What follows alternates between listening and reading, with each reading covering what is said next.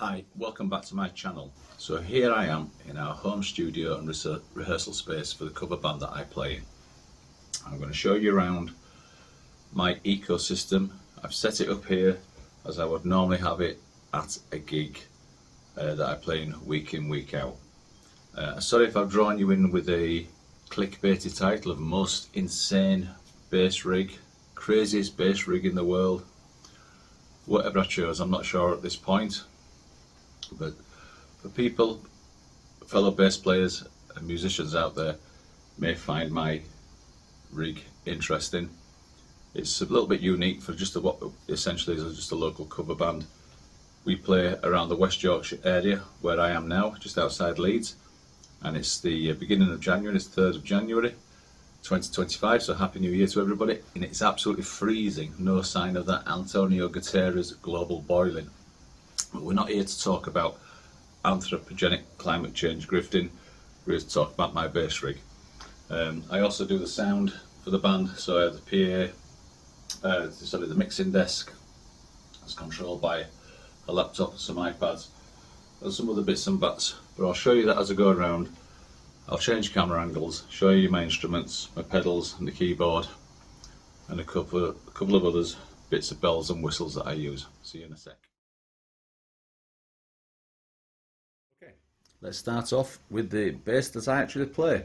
I'm currently playing the Gretsch Junior Jet Electromatic, the Junior Jet 2 I think it is, looks like in British Racing Green.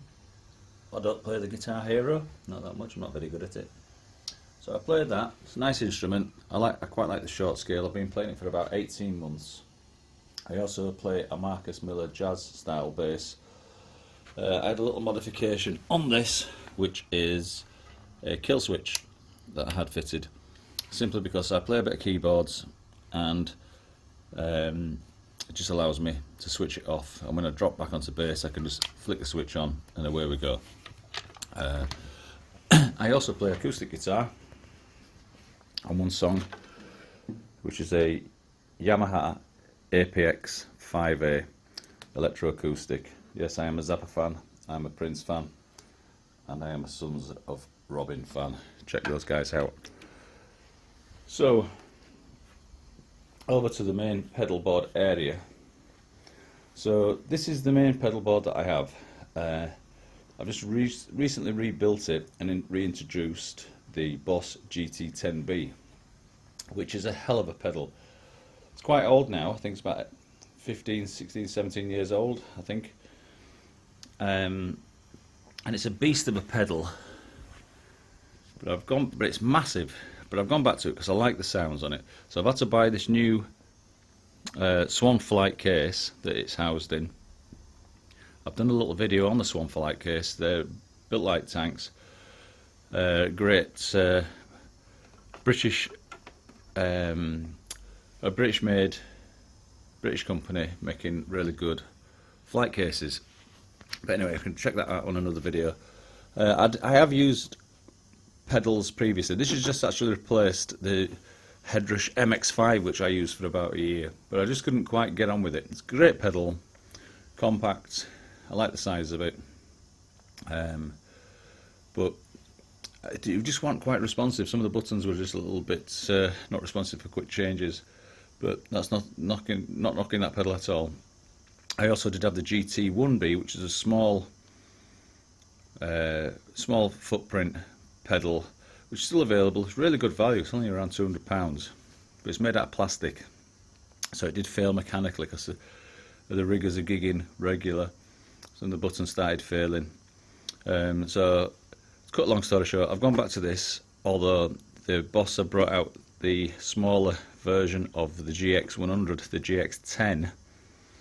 Or is it the GX1000? I can't remember. But anyway, they've got the GX10, which has intrigued me, which is a small format. It's probably about this sort of size. So I'm looking possibly to replace that, and if I do, I rebuild the board, I'll do a video on that as well. So I'll demonstrate some sounds from this shortly. But the other things I've got going on here. So from my bass guitar, I have my wireless Shure GLX-D. I have a TC Helicon Voice Live Play. It's the white version that I use for my vocal effects, which is mainly just reverb. I do use a little bit of delay for one song, but it's mainly just reverb. But I do have some harmonies that I used to use in previous iterations of the band. But now the drummer that's been in the band for quite a few years now, he sings some really good harmonies, so we don't bother using the harmonies too much on that. On the other side is the blue version of the TC Helicon Voice Live Play. Now this is the lead singer's pedal, which I control, which again is mainly to switch reverb on and off, though there is a delay effect when we do You Ought to Know. I bring her out in stereo, so the delay is ping-ponged. So if you're stood in the sweet spot of our gigs, you get the stereo fielding, which is pretty cool. Not essential, but I quite like doing it. So hers comes out in stereo. Incidentally, I'm coming out in mono on my bass. My vocal is in also mono. Although I'm going to be changing that for some particular project songs that I've got coming up. I'm going to go back to stereo, and probably stereo on my bass as well for some stereo effects. The acoustic guitar goes into the Line 6 G30 relay and comes out by this DI box here, and then that goes into the desk by the XLR. I could go straight into the desk with a jack cable, but I use the DI box. Depending where the mixing desk is in relation to my pedal board, I can extend XLRs quite easily. Sorry about that. I can extend XLRs quite easily, and if we're doing if I'm playing other venues with an in-house engineer, generally a jack, an XLR is more convenient than a jack, and that DI is powered by phantom power from the channel on the acoustic guitar channel. Below that, below the pedal board, is the Keith McMillan 12-step. Now I've been using this for quite a number of years now, and the reason why we got this is because when we used to have a dedicated keyboard player and he left, some of the songs we played lacked the synth patches that he used to play. So I got this, and it works in parallel with a keyboard that I'll show you shortly, and it's great for doing things like when we play a song, Nothing Else Matters by Metallica. I could play this part,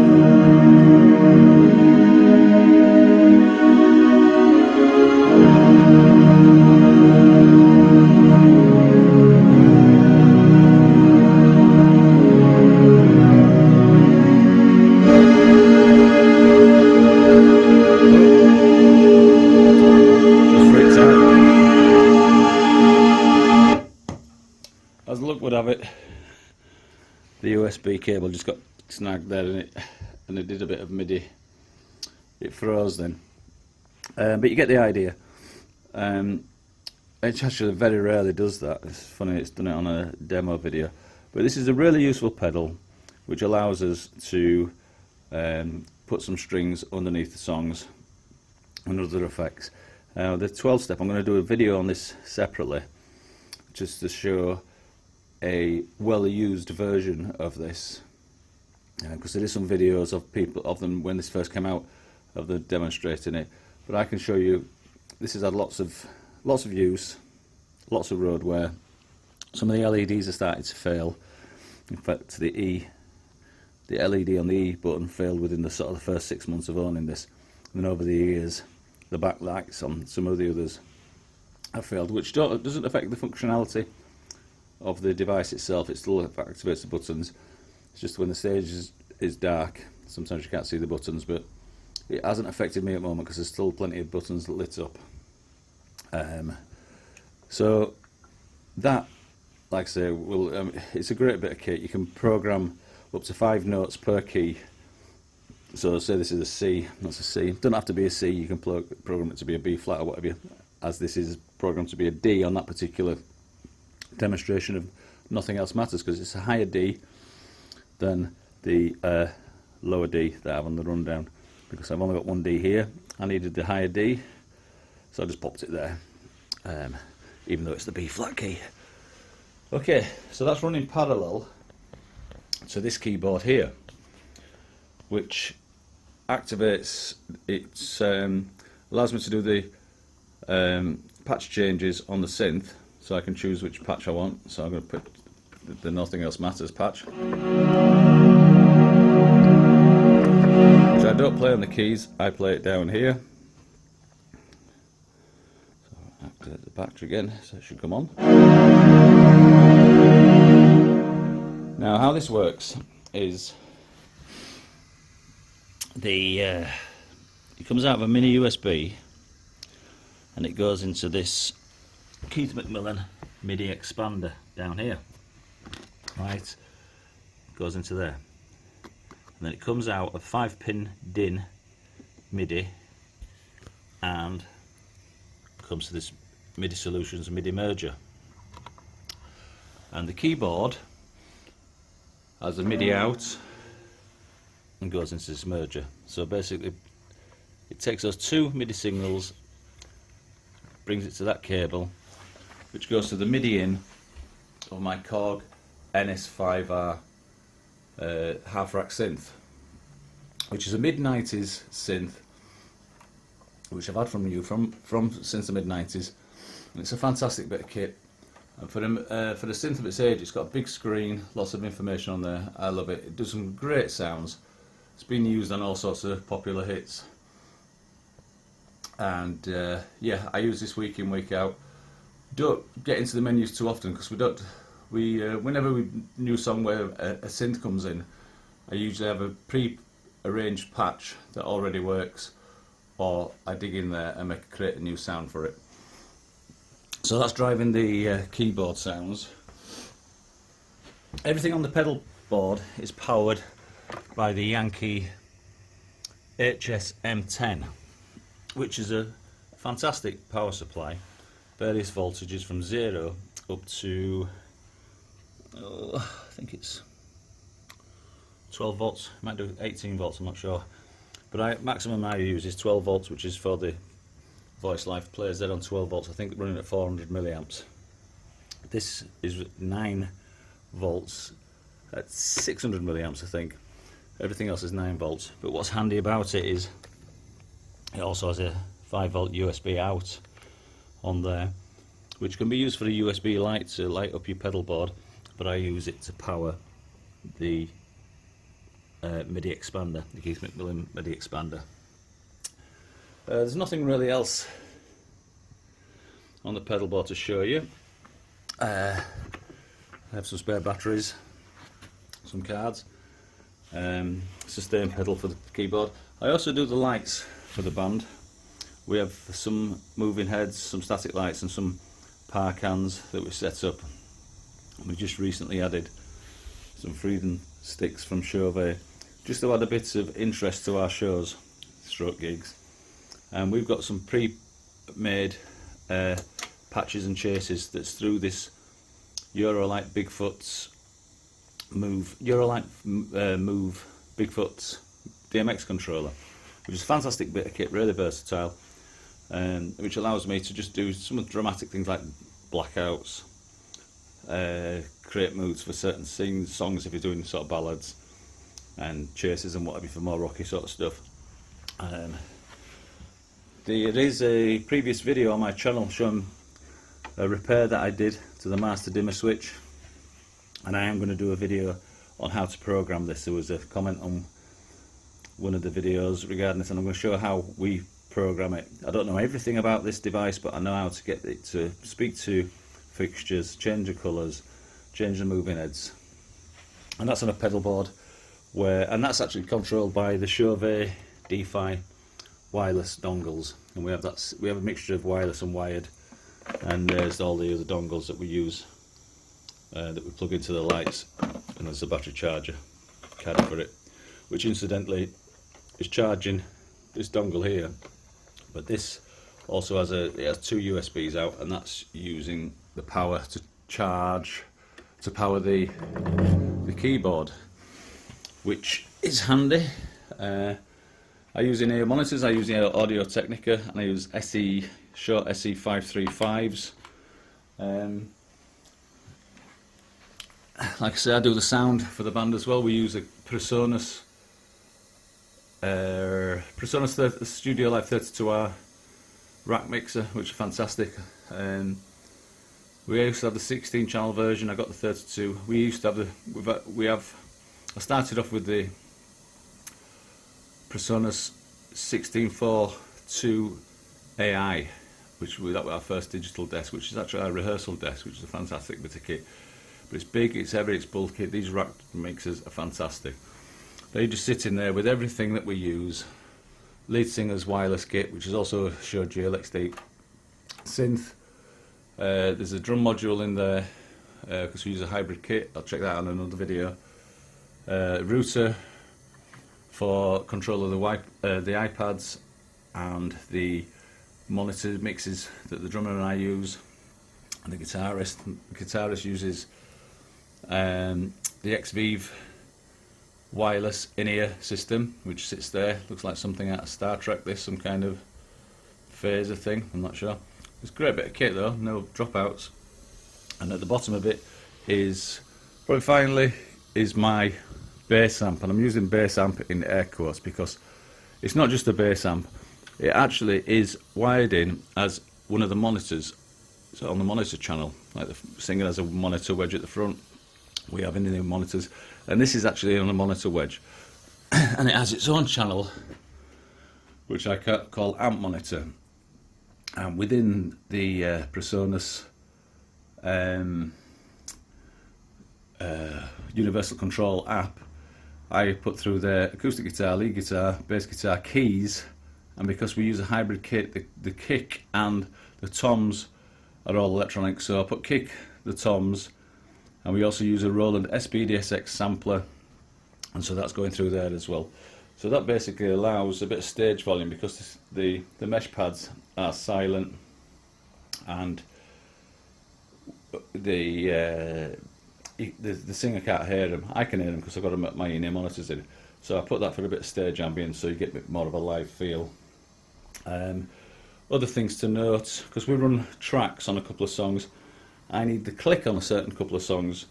So I have a feed to the SPDSX, which comes out of its own channel, and that comes directly to me, not to front of house.